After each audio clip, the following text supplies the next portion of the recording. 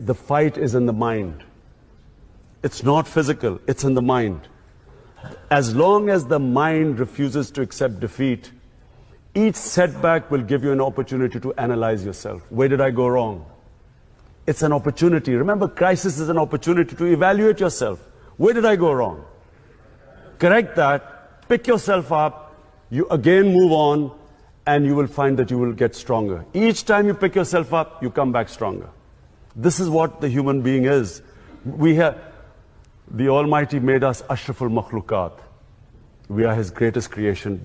But only, as Iqbal said, to become the Shaheen, you have to break the chains. This chain of, the moment you say it's impossible, it's impossible.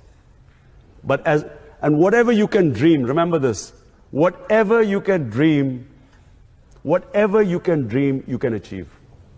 If you can visualize something, you can achieve it.